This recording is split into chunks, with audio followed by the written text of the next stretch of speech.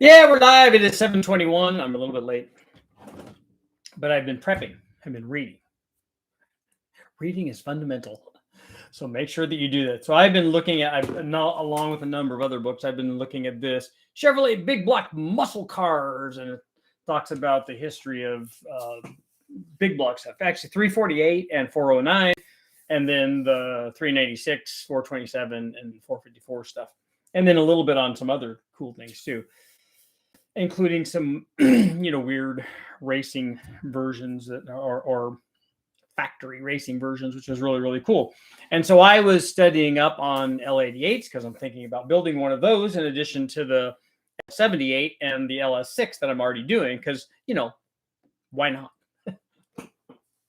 So I've been thinking about that. So what I do when I get a wild hair, as they say, I just grab all kinds of stuff, internet stuff. I have lots and lots of books on the subject.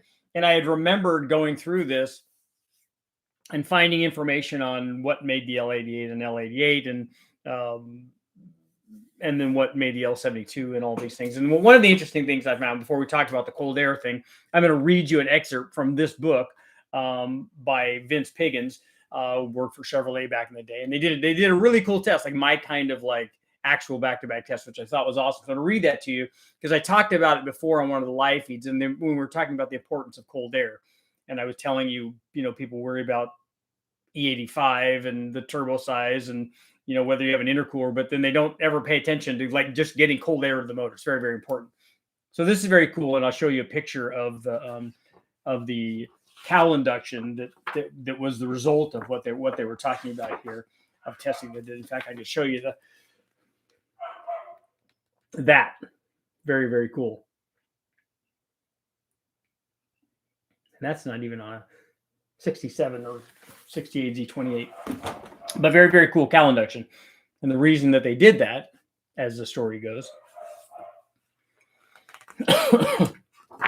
was because they wanted to do after they found out what happened with the story I'm going to tell you, they wanted to redesign they actually wanted to redesign the hood, but they said that's changing a body part that's going to be really expensive and time consuming, but we need it done right away. And they're like, yeah, that's not going to happen. So this was that was the next step. The cowl induction was the next step because they know that they wanted cold air. And the reason that they wanted cold air was because of this. But before we get to that, while I was going through this, we know about the L78, the 375 horse 396. And then we know in 65, they offered the 425 horse version of that motor in the Corvette only, and then rated it as such. But it actually was not, as it turned out, it was not an L78, which I thought was very interesting. But what I did find, which I thought was also very, very cool, was that they had a version of, they actually had in 65, or this book lists a version of it sounds like a duplicate of the L78, but they listed a 375 horse 396 in 65 in addition to the 425 horse 396, but they called it an L37. In all of my other readings, I've never come across that particular designation. I thought that in 65 we only had that one, and then we went to the 375 horse version in everything else. So it's very, very cool. That's one of the benefits of going back and looking through this stuff. You find stuff that you weren't looking at before, which is very, very cool. But we'll get to I want to read you this excerpt from it, and then we can talk a little bit about the cold air thing and why it was very important. So this is from this book, and this is a quote from Vince Piggins, who wrote this is about his pioneering efforts regarding cowl induction in a paper called Carburetor Cold Air Induction. So for almost as long as the internal combustion engine has been tested, Piggins wrote, the effect of atmospheric conditions on engine performance has been a consideration. Very important. By using air temperatures, humidity, barometric pressure as a correction factor, performance computations and volumetric efficiency of an engine may be compared over weeks of testing under changing conditions. So he's talking there about when we run stuff on dynos, which they did, when you run them in different places and different days and all kinds of stuff. There's a correction factor that they apply to, so that we know what the motor is actually doing. The effective air temperature and engine power is well known by all who are but only remotely mechanical. So he's basically saying everybody should know that if you run the motor with cold air, it makes more power, which is good. I've been able to find any evidence prior to the test run by Chevrolet on July of 1962 where intentional use of reduced carburetor air temperature was made in a stock production automobile to produce a performance increase. He's talking about the cowl induction. There have been numerous race cars having exposed carburetor ram tubes contained in a box or a form of scoop or ram effect, but none with the intent of reduced air temperature. Having made this statement, I'm sure it will be immediately disputed. He knows. Even back then, even before the internet, he knew. So we'll get to the test. In a test program conducted at Daytona Speedway in July of 1962, the Chevrolet Biscayne 409 and a Pontiac 380 were compared to determine why the Pontiac guys are going to love this, why the Pontiac was 1.5 to 2 miles an hour faster than the Chevrolet with 25 less horsepower. An engine switch was made, so the Pontiac was faster with less power, so they decided to swap the engines. An engine switch was made, and the Pontiac was faster using the Chevrolet engine, which at least confirmed the original power outputs. So the Pontiac went even faster with the more powerful Chevrolet engine than it did with the less powerful Pontiac engine at the time. I don't know what a 380 was. I'm curious to see. It wasn't a 389. It wasn't a 429. So maybe it was a race version of something. And he goes on, in conducting these tests, complete underhood environmental conditions were monitored. So they're data logging in numerous locations, giving us temperature and pressure readings in various locations. So they're also taking pressure, which is very, very cool, including the cowl plenum area that provides fresh air to the passenger compartment. That's how the cowl works. When air hits the base of the windshield, it creates a high pressure area. And then so when you open your vents, the inside of your car is a low pressure area. And so air will flow in there like the vent. And that works pretty well. Digesting and comparing the Chevrolet Pontiac data, it was immediately evident that the conditions within the Pontiac engine compartment were both lower in temperature and slightly higher pressure-wise in the immediate air cleaner area. To simulate this condition at the carburetor, an air scoop was fashioned from an extra flywheel housing cover. So they took the curvature of the bottom part of the cover of the flywheel, which this is awesome. This is like regular junkyard kind of car guy stuff. And this is at the highest level, which is very, very cool. From an extra flywheel housing cover and attach it to the Chevy hood. So they just put that on the hood and probably cut it out and made a big snorkel scoop for it. This modification immediately increased the Chevy's top speed by 3.5 to 4 miles an hour. So that's a big change. And the other thing that you have to think about, and this isn't mentioned in here, and I'm going to go on a little bit more, but this wasn't mentioned, a hood scoop is also going to hurt the aerodynamics of the car. So it got cold air, but it also hurt the aero, but yet they still saw, and these are big changes in vehicle speed. So it was pretty fast. And this is 3.5 to 4 miles an hour per lap. So this just isn't one top speed in one section of the thing. This is a lap speed. So that's a lot. That's an average speed that's quite a bit. Air pressure at the carburetor was raised to a level comparable to that of the Pontiac. The big change, however, was the carburetor air temperature being lowered from a previous 124 degrees, which they're taking temperatures at the carburetor, 124 degrees to 89 degrees, a 35-degree drop in overall temperature. It was immediately evident that, drum roll, what is going to be evident? It was immediately evident that the complaint made by many stock car drivers of being unable to maintain a lap speed within 1 or 2 miles an hour of their first qualifying lap. Obviously, with underhood air intake, as engine compartment temperatures rise, the speed and power decrease. So we know that to be true. So what he did was talk to his people, and then they said, "Hey, look, we really need to do this." And he suggested making a new hood with an air scoop and all that stuff. And they said, yeah, that's probably not going to happen. And so what they ended up doing is, instead of doing that, they did this, as I showed you earlier. They made an air cleaner with a cowl induction, And it first appeared on the Mystery motor, which was the introduction basically of the new big block.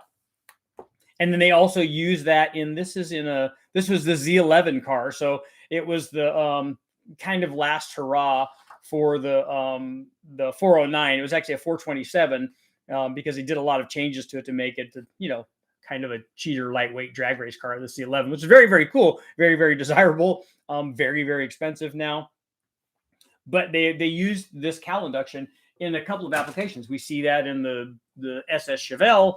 The Camaros had it. The 69 Z28 had it. They had the foam element that attached up to the hood. The other Corvettes had it. I think the L88 and stuff had it on their hoods. They had sealed air cleaners against it.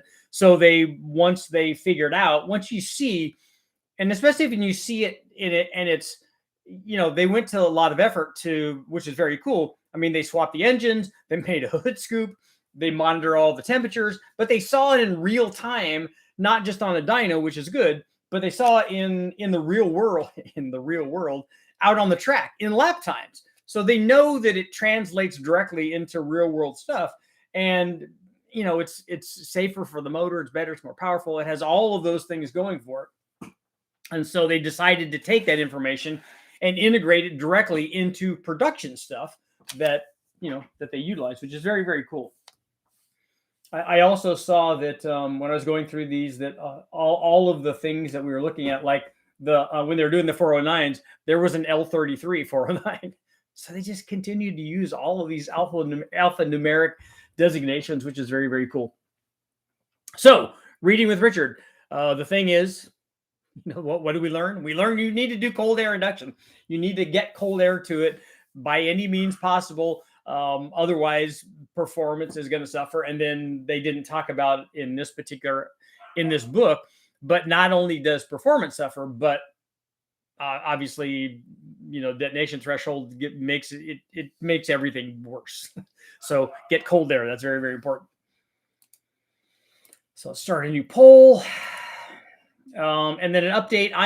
I'll be heading to West Tech, and the things that I have, I'm going to assemble this. I'm going to assemble this short block on the L78, maybe the long block. It depends on if I have everything that I need to get that there. Probably will put the heads on because they are ready to go. I think that I won't know till I get down there. I think that I have a set of ARP head bolts or some kind of head bolts that I could put on there to make it run. And then if everything went smoothly, maybe we could have some dyno results. I'm going to redo the camshaft test that I was down there, and we're going to try to make the 2.2 liter Dodge run. Also, I'm going to be down there. I'm letting somebody borrow the Dart intake manifold for an 8.1. So I'm going to video that while he's down there. And depending on how things go, maybe try to run the 8.1 that I have with a cam upgrade, assuming I could get the spring thing worked out on it. So it'll be good.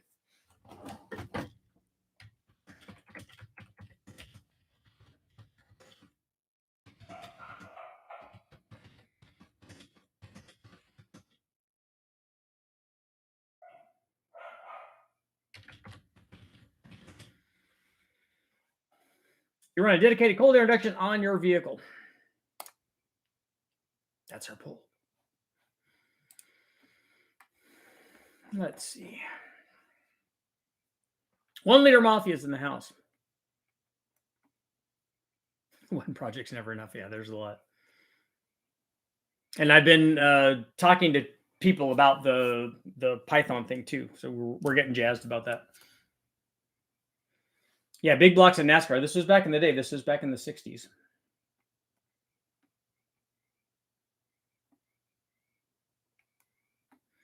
$200-mile-an-hour understeer. It's too tight. You need to throw some wedge in her.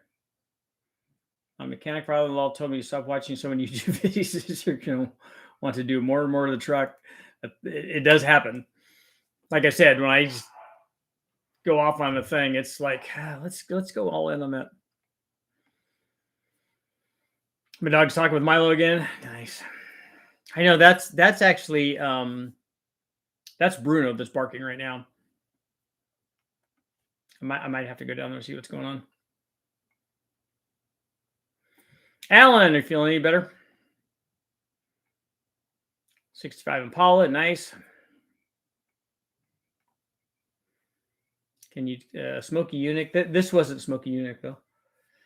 Can you do a video someday about block prep that we can do at home? It's not a topic I see much talked about. What are you talking about? Do you want to do like tapping all the holes, painting it, deburring it? Are those kinds of, is that kind of block prep that you're talking about?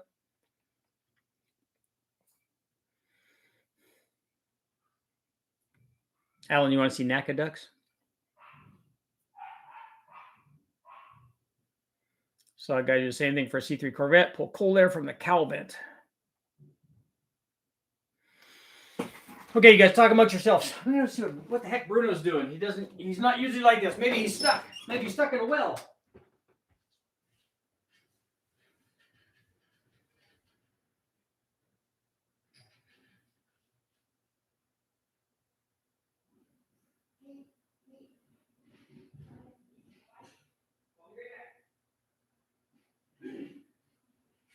Milo, you keep an eye on them, okay?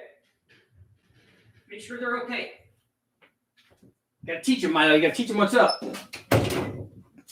Tell them to walk perimeter.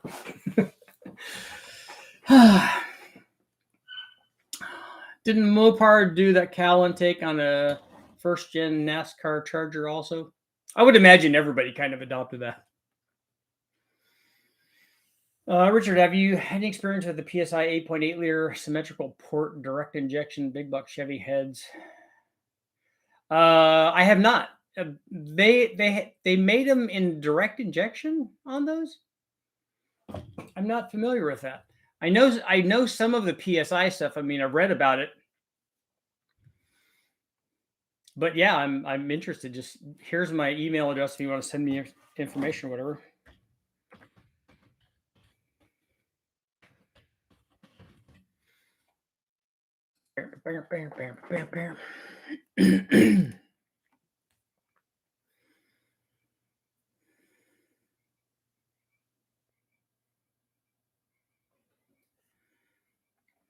Boot. What's it all about? Seeing a guy do the same thing for C3 Corvette, pull cold air from the cowl vent area.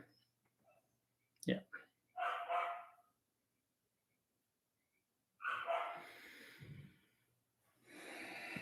Keeps learning about low and high pressure waves on intake and the advantages.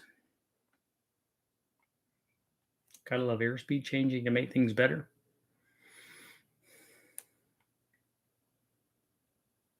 Remove the top sealing piece to let that cold air bypass the radiator, and all was right.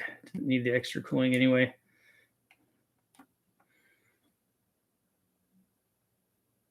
All of the block prep, whatever we can do at home to make our blocks better. I try to make your blocks better before you assemble it. Found a dual snorkel air cleaner, that long tubes that go in the fenders for cold air. Yeah, if you take a look at the what was the Ford that had the two snorkels? The Thunderbolt had the two snorkels going up into the headlights.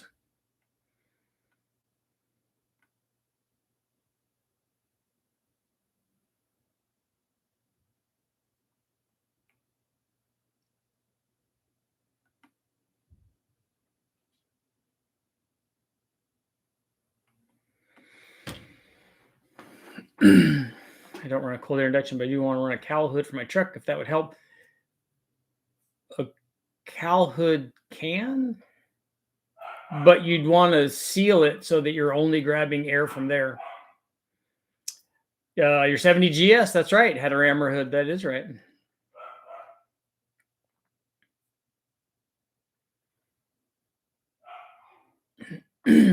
Hans, you're sure that the 425 horse 396 was an option in full size Chevys too?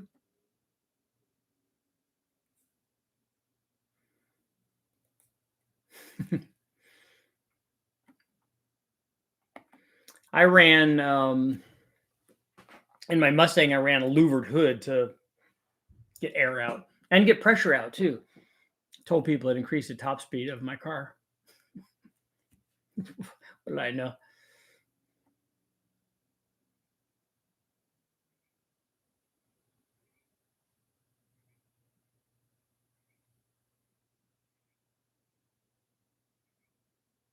Uncle Tony did a video. They talked about cowl hoods and such, and said has to be the right designer or actually create a vacuum and pull air away from the carb. That would might be more of a problem with maybe reverse hood scoops or something, but a cowl induction cannot draw air away from a carburetor. Oldsmobile W30 had ducts under the front bumper. Oh, that's right. It had the things underneath. I think that's where they got the idea from. Kenny Bell did the cold air thing for the 5-liter Mustangs way back, and I think that's probably where that idea came from.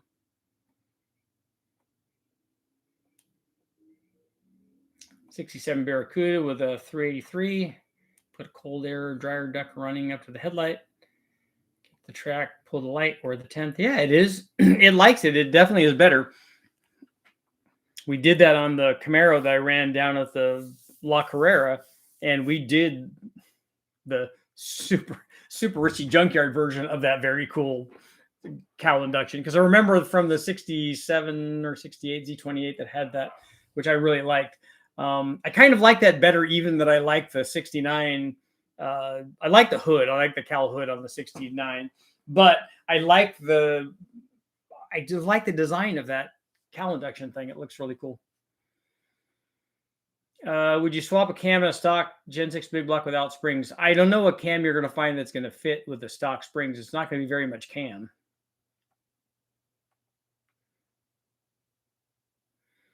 I've seen a 65 Impala with a 396 425 some years ago, but did it come stock? Well, I'm going to go ahead and read that again, but it doesn't read like that, but maybe it does.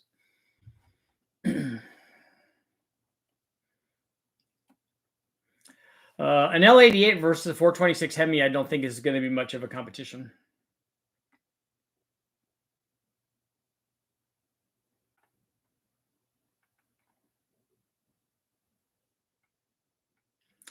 Bought some louvers to use on my truck project. 2 sets. Not sure if I use a BMW style or Mustang.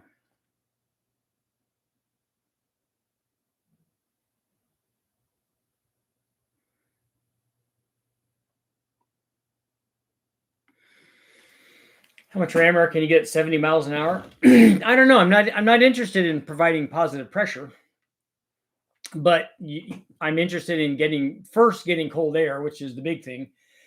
And then if you want to provide positive pressure, you can.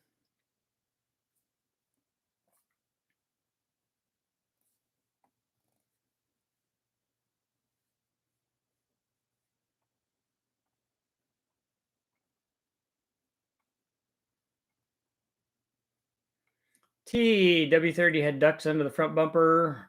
I hope that your comment about making 3 pounds of boost, that the ram air in that Oldsmobile didn't do that, because that's not a real thing. It would take a tremendous amount of vehicle speed to create 3 pounds of boost.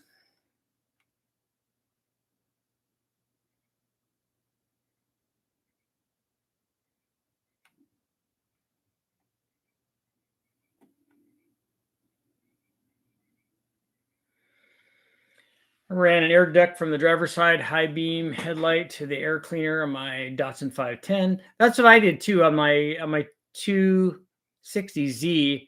I made a cowl or a cold air intake.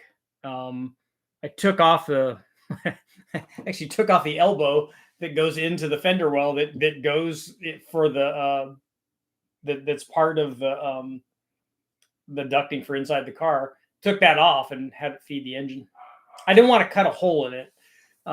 It's a 260Z. I shouldn't have cared about it.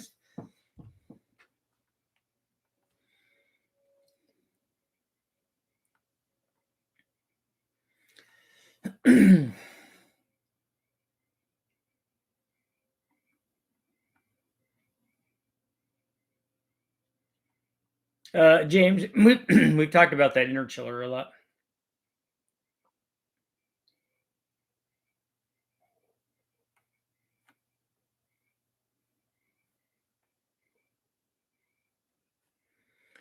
Read somewhere they have to be over 50 miles an hour before you can pressurize the carburetor. It would depend on the size of the scoop and how efficient it is. But here's what I want you to do, Racer D. I want you to drive 70 miles an hour and roll the window down and put your hand out and just cup your hand and see how much resistance it has. I would like to see how much you could get.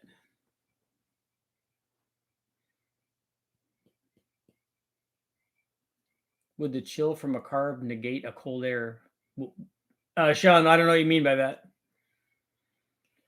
You mean would the carburetor, the fact that carburetor is already cooling the air, negate a cold air intake? It doesn't. You want the air to be cold going into the carburetor. I made a ram air on my 05 GTO and got a touch of positive pressure above 100 miles an hour. On our Bonneville car, we were going 200 and something. We did see positive pressure, but I think it was only like 1.5 pounds. And that's feeding the turbo.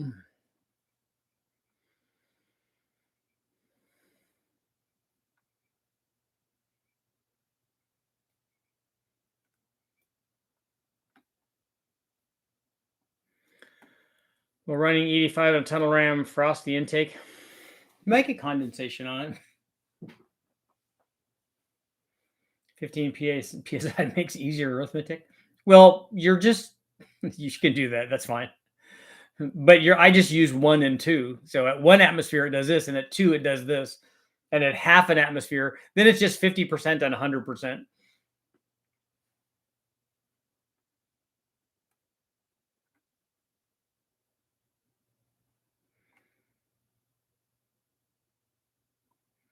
Yeah, Racer, I don't think you won't get air going into the carburetor or down through the carburetor 150 miles an hour. It's not flowing. So it's running in and stacking up. So the question then is how much stacking do you have going on with your system versus the flow and the flow into the carburetor versus the amount of consumption that it has. Yeah, 1.5 pounds feeding the turbo helps a lot. We didn't need it, but because we were only running 17 pounds in the manifold, and we had run it at 29 on the dyno. Carbs do work to cool the charge air, but you still want, so they will cool whatever bad hot air you put in there. It will make it better, but it doesn't make it as good. And the colder air that you have has more oxygen molecules, and that's what you want. You want all the oxygen molecules going in there.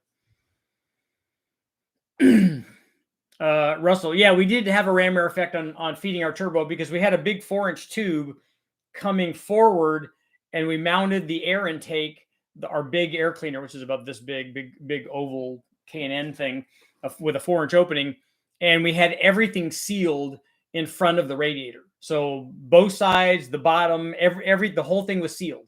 So, and we had our opening was like about this big. You can see on here. Get out of there. So this is our radiator opening here. We kept making it that you could see this is our plate. We just kept making it smaller and smaller because the car never got hot.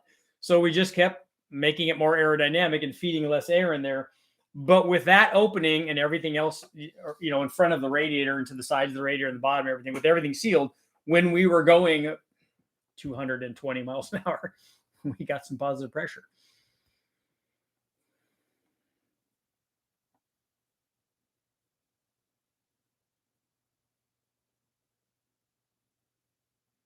Richard, we got the GTP ordering parts from ZZP. We're going to go compound boost. That'll be good. That'll be fun.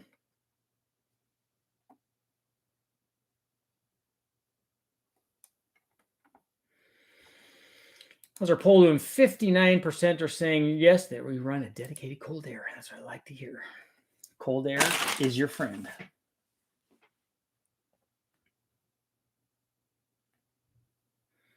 Sometimes hood clearance above the carb is more of an impact on cold air. Once saw a guy trash talk and set up it, but he has a small diameter cut down 1.5 inch tall air filter. Cowl hood helps with both. It can. If you're restricting the airflow into the carburetor because of the proximity of your closed hood to the open element filter or whatever, like especially on mine where it was open to the top, right against the hood. So if you got this much air, it's not good. And that can help with, that just helps with airflow. And then if you make it cold air, then obviously it's even better. And the salad bowl always wins. That's right. I want a spike in the front of my hood scoot to make it look like an SR-71 scramjet. That would be nice. Yep, that's right, Racer D. You know, cold air, cold water, hot oil, and then boost.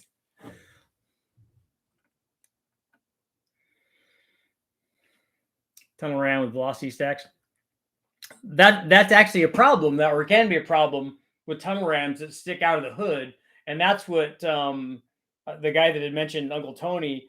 That's where that kind of thing could come into play, because if you're whistling the carburetors, if you have airflow over the carburetors, depending on, I don't know how turbulent it is, I would imagine it can't be that great on a carburetor. If it's just an open carburetor, or even if it's a velocity stack, if you have airflow going past it, there's a possibility that you could be drawing fuel out or hurting airflow. How beneficial is cooling the fuel? The Engine Masters guys did it on a carburetor. I did it on a fuel injected motor and saw no power at all. The guys on Engine Masters did it on a carburetor and did see some power.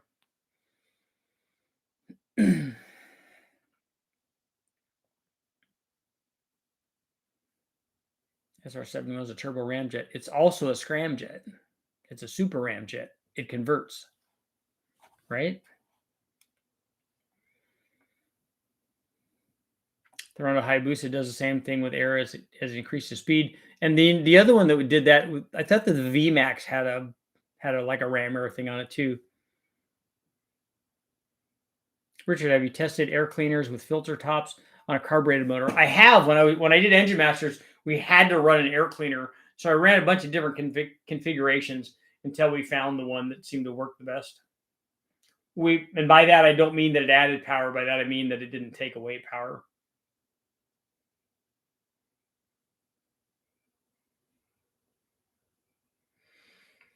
Jay, actually, you're talking about putting a cold air scoop under the bumper. You said you didn't notice more power, but the gas mileage might have been a little better.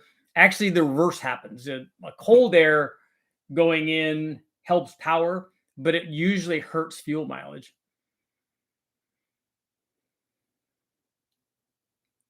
I think cooling the fuel is only helpful with a turn setup and large pumps. Cooling the fuel is good for so that the fuel doesn't overheat. A lot of guys had problems with that on the drag week, just driving around, because they're having to try to circulate and bypass all their fuel, and the fuel ends up getting heated. And you don't want to boil the fuel and vapor lock it. That can be problematic. So cooling the fuel from that standpoint, but that's not what we're talking about for power.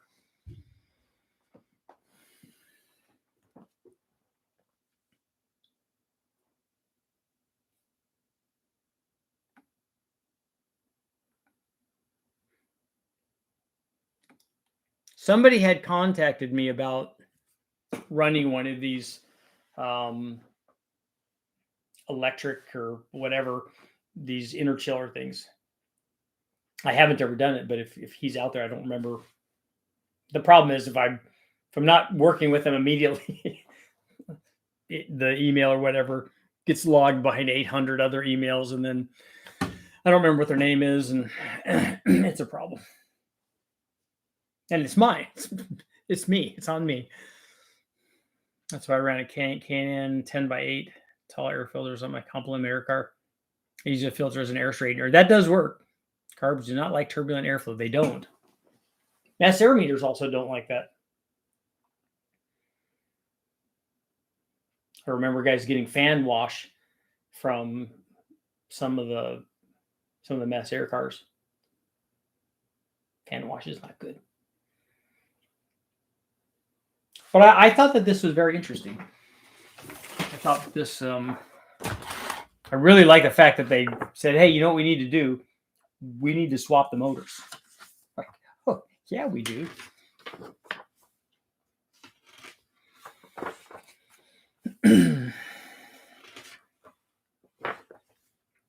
So I want to look through this because I want to see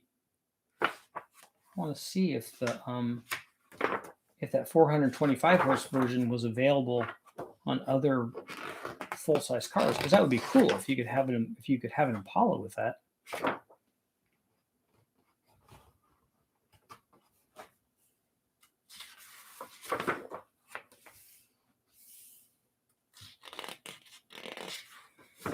$69, $70.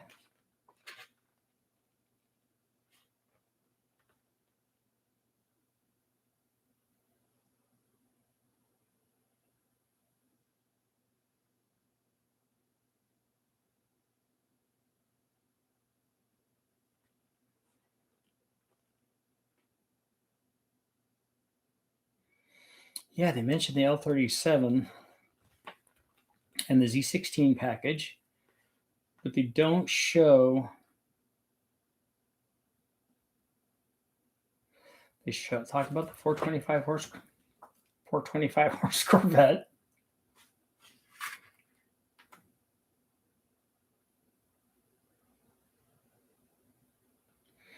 And the fact that, and what would be cool is to have a later on in 69 have a L89 headed L78. Then you'd be gangster.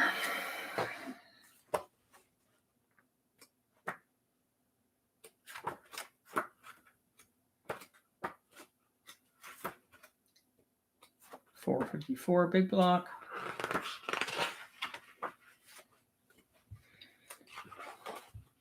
So does somebody know what an LT2 is?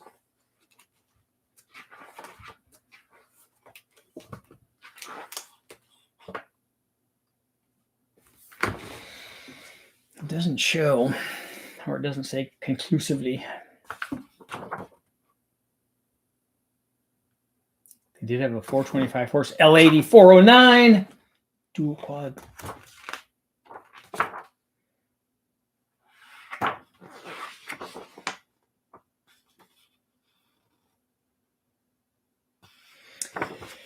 Yeah, I don't see it in there. I have some other ones. I have some other big block ones I can look at.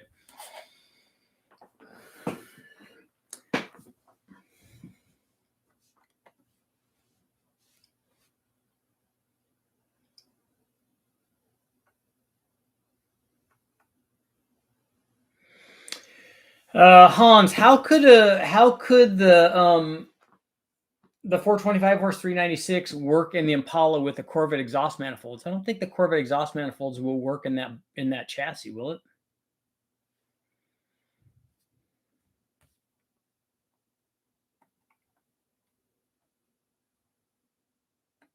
Factory cold airs do count.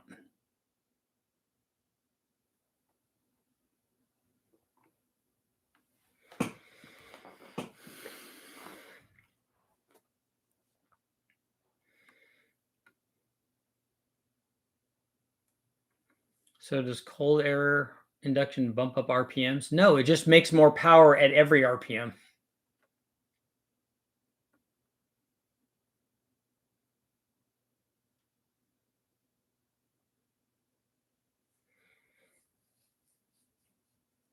Yes, colder air is definitely denser. That's what we're talking about. More oxygen molecules. They're not all spread apart and banging into each other. They're all close and chill. But with all those oxygen molecules, guess what you need? If you have air, to get air fuel, if the answer over here is, if the equation is air fuel and you have air, what's the missing part of the equation?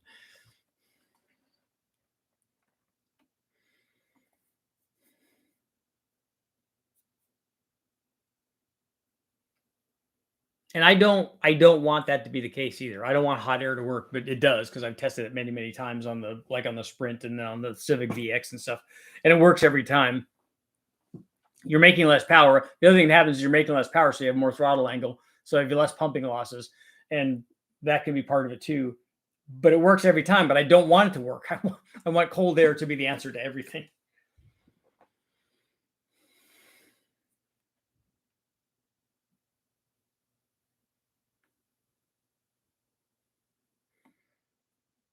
Yeah, BNR, definitely tunnel ram, exposed tunnel ram, like an exposed blower. Rain obviously is not your friend. or snow.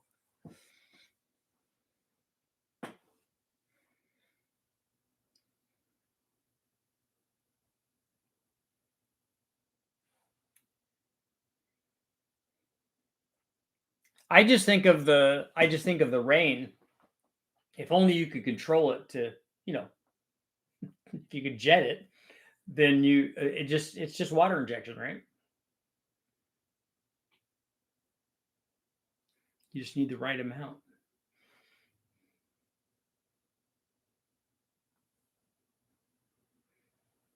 But if your tunnel ram gets struck by lightning, then that's like nitrous. It's nature's nitrous, but only for EVs though. The CVC Civics do some kind of pre-ignition. What they're doing is they're doing lean burn, but what they do is start the combustion in a small chamber that has the right air fuel, but they're only using a little bit of air and fuel in that one, and then they inject that into the big chamber so that they can use that like plasma to ignite the ultra lean mixture, which is hard to light off. And so that's their way around. That was the original way around the problematic deal that is trying to run ultra lean mixtures, because it's hard to get like an even amount of air and fuel. You don't have a very homogeneous mixture. I know, big word. You don't have a very homogeneous mixture. So what they do is make a small amount of homogeneous mixture and then shoot that in. And it works really well. They did get good fuel mileage. They do it other ways now with mixture motion and stuff, but it works pretty well. What is the best temp for fuel air mix for 87 octane and for E85? The best for what? What is it you're trying to do? If you're trying to get good fuel mileage, it would be hotter. If you're trying to make power, it would be colder.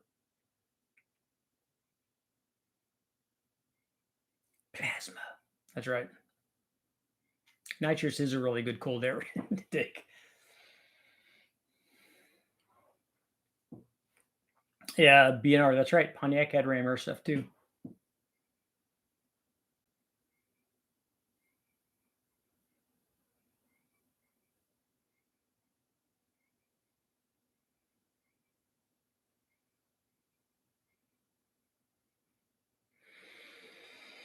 Crash, you've ridden your ZX14R in the rain and in the snow?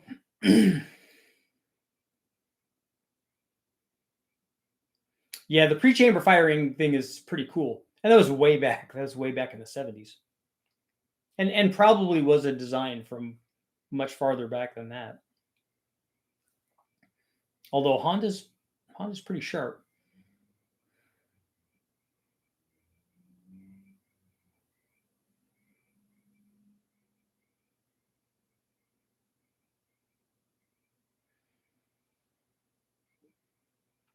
I would love to have one of those little Civics, and but I'd like to have like even a stock B16, and that would be fun.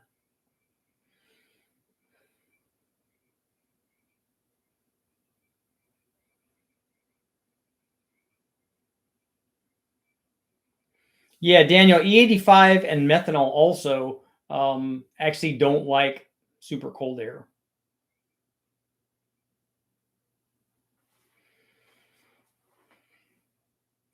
And they actually don't like cold. They don't like cold water. At least the methanol didn't.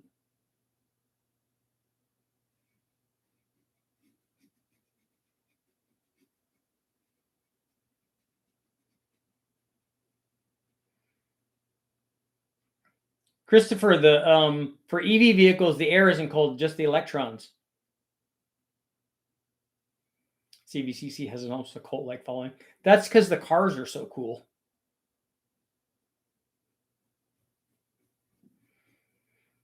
%61% have cold air. Liquid oxygen. That was tried.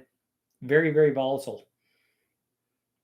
Or rather, pure oxygen is what they were trying. Big Belly. I haven't looked to see if there are any early 70s. Early to mid 70s Civics around.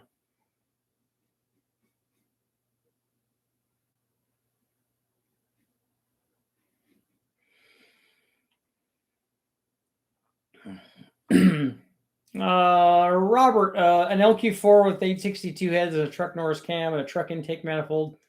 I don't know. I'm thinking like 475 or something.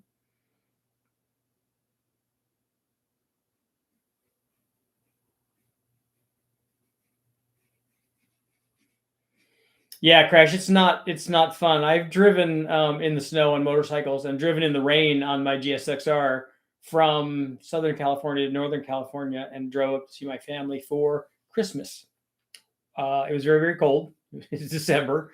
It was mid to late December. And I don't recommend it at all, ever.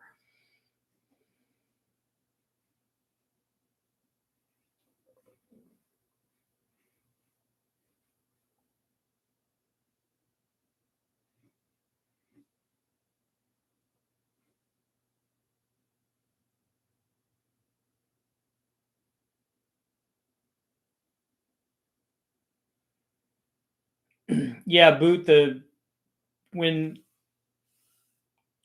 all of the countries were doing piston engine development for the war, they tried all of that stuff. Racers tried the hydrazine and all sorts of dangerous things to try to get more bang, and they it's very, very dangerous.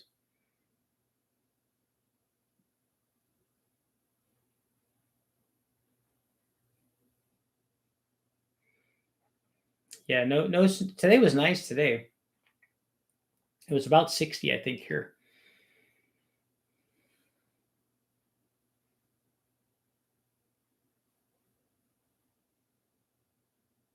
I'm ready for it to be warm.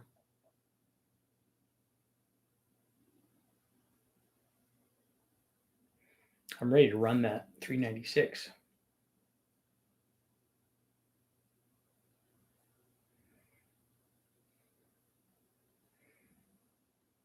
Compressed air as a power adder. The compressed air supercharging definitely works.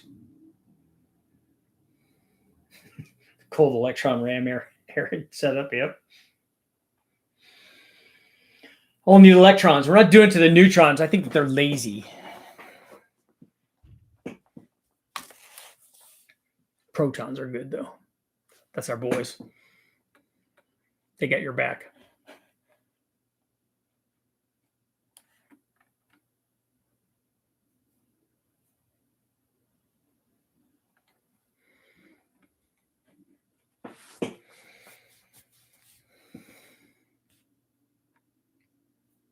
Big block Chevys are fun to drive.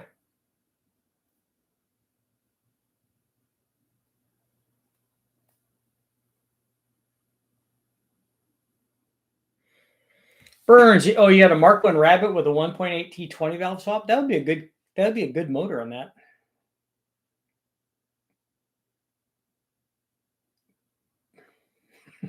Probably weighs 500 or 600 pounds less than the later one.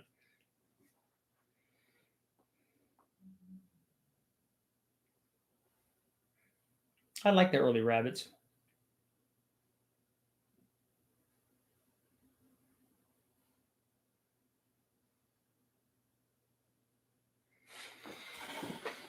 Speaking of that, let's see.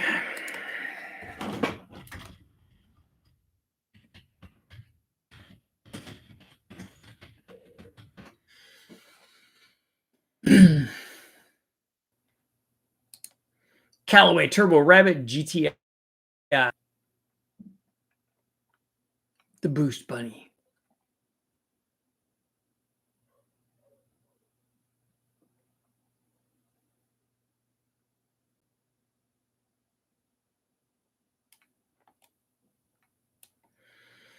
Climate GTI.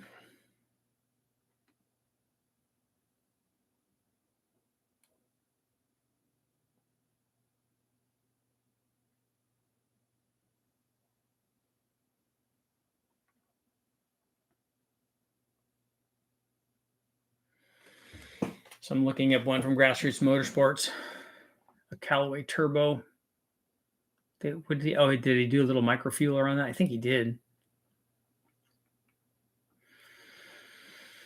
Callaway turbo kits bump the Rabbit's 90 horsepower to either 120 or 186.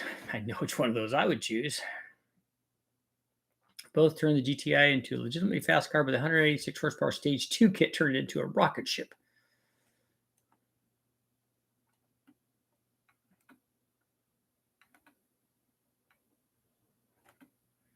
That's very cool.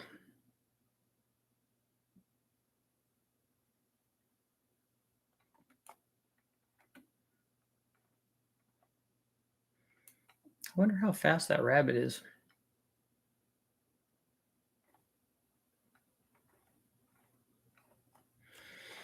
And I hope that whoever this guy is, I hope that he has a Callaway Turbo Rabbit, and then he goes to every Callaway Corvette meet that they have in parks next to him. I definitely would.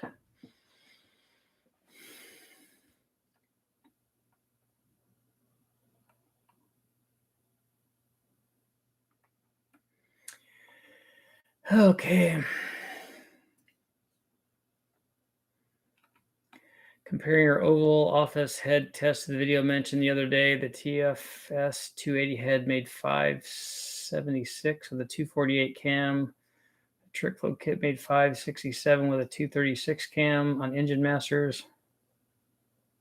So you're comparing two completely different motors run on two completely different days with different camshafts.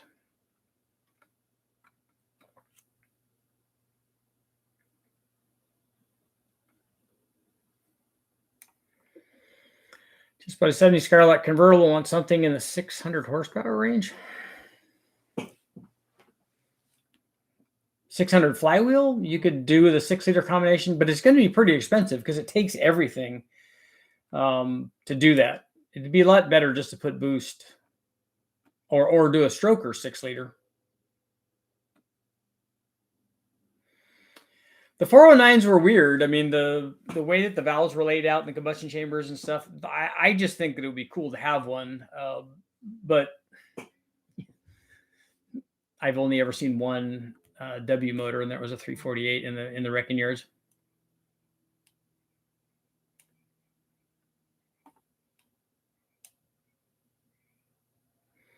Funny bike. That's right. Ricardo's done lots of stuff, and by Ricardo I don't mean me.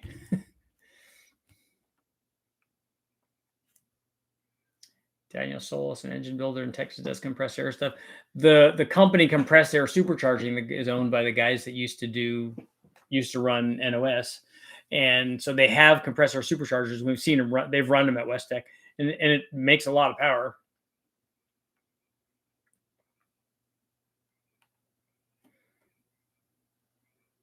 My daily driver is a stock 2002 Chevy Silverado.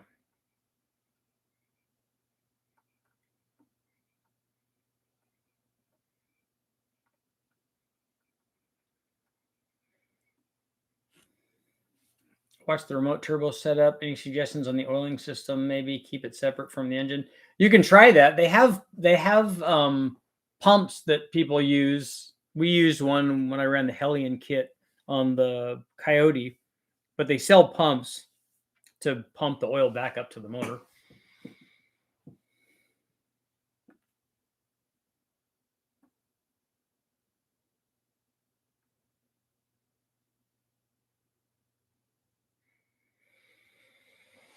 Let's see. I think the Callaways were rated at 560 foot-pounds.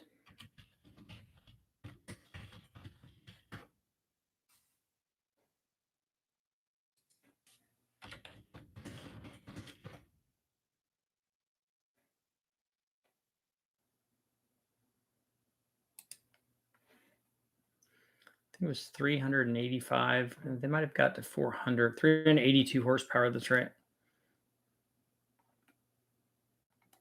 562 foot-pounds.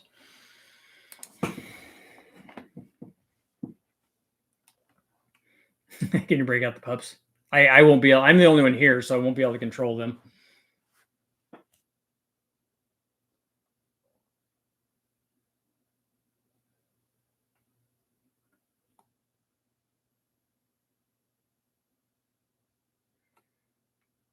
The Callaway Corvette definitely had lots and lots of torque. Who was it that made a tuner Scirocco? I remember guys used to put turbos on those.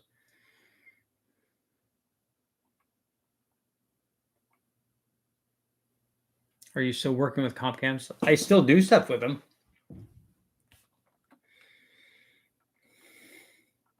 I haven't tested one of the comp cams for a while.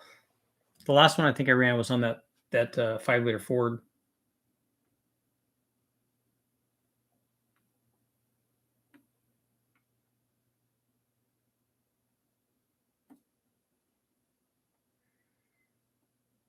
Any tips on cooling the intake manifolds themselves? Yeah, they did that on Engine Masters too, and a lot of guys do it at the track just by putting ice bags on them.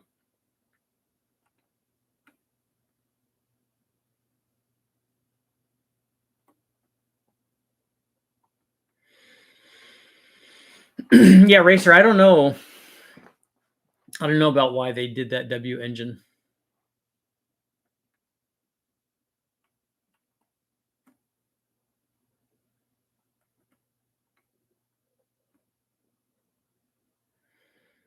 The Mark I rabbits were 1,800 pounds. Nice.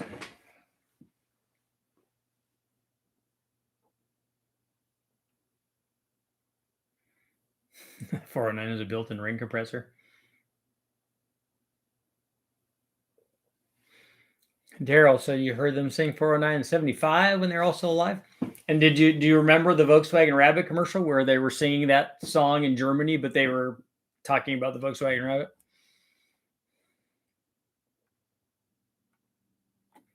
Yeah, James, mine is 325 on it now, I think. It does need a right now it needs a passenger side door panel and handle. I need to get one of those. I look for them, but every time I go to the wrecking yard, there's no door panels in any of the Silverados I look at.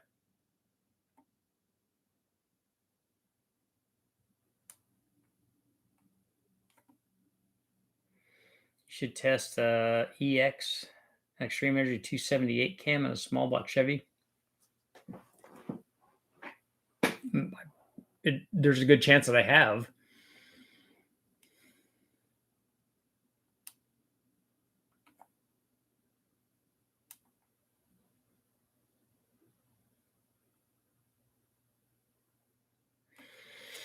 Summer Racing has cheapish firing order swap cams. I don't know why people would do that.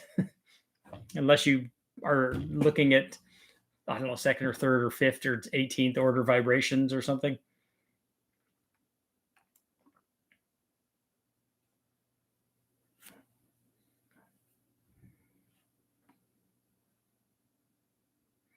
Best looking Corvette ever was a Supernatural Corvette. They were racing those when I was in World Challenge. They were good looking.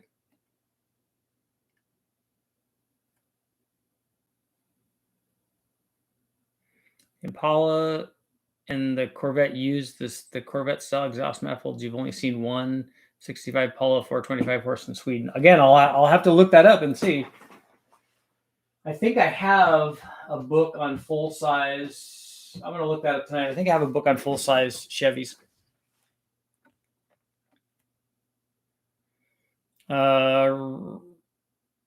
Reloading. I'd have to go look at all the data and see. I don't know. I don't really understand what your question is, but I would have to go back and look and see what engines you're talking about, and then go through and look at all the differences, look at the different compressions or headers or heads or whatever the thing is that you're talking about. I'd have to go back and look at whatever other one you're talking about that I didn't run and see if I can find that data. So it's not something I can answer off the top of my head. Robert, I'm going to try to do more 8.1 content pretty soon.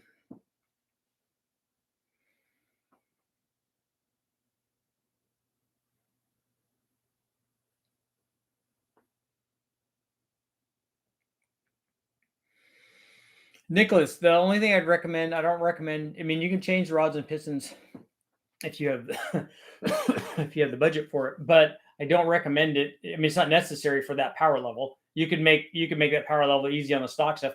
Just put ring gap in it.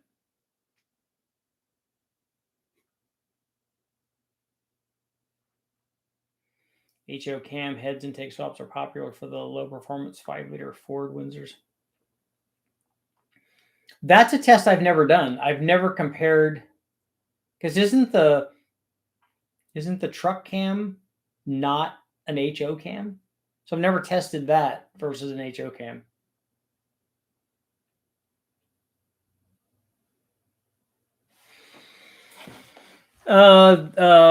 Big Belly, that might be a question for Burns. I don't know if they did turbo diesel ones. I know that they did diesel rabbits, but I don't know if they were turbo diesel rabbits back then.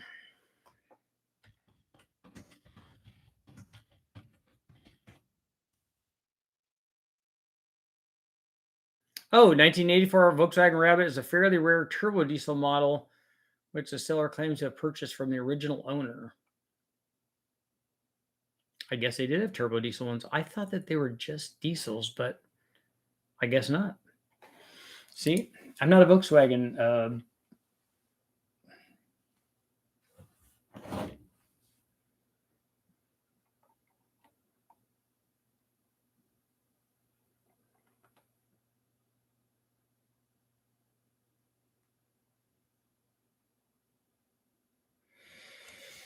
James, you want to do a big bang with a TBI? That's not going to work out very well.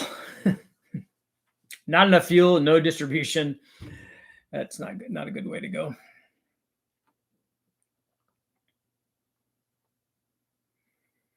Jose, did you watch the Calvin exhaust video? No, what did he do to the exhaust?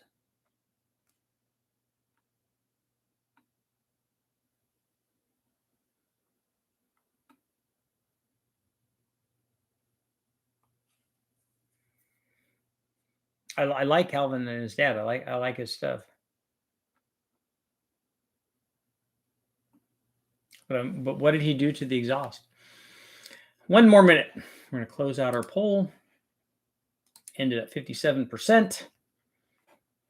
Having cold air. And now I need to go check on the full. So 100 and he made 180 degree head. How did he do 180 degree headers out of a 6-cylinder, or did he do that on the LS?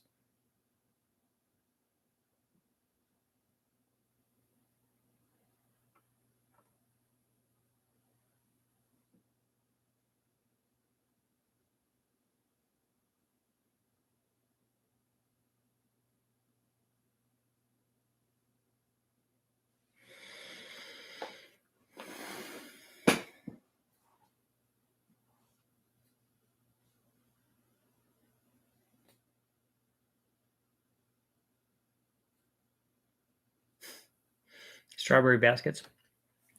And on that note, it is time to go. I will be back tomorrow. Don't know if I'll be back tomorrow morning. We'll see. Might be on the road.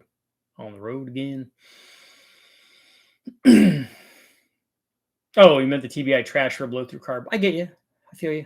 That would make sense. Probably not going to do I probably won't do a big bang on anything with a blow through carburetor.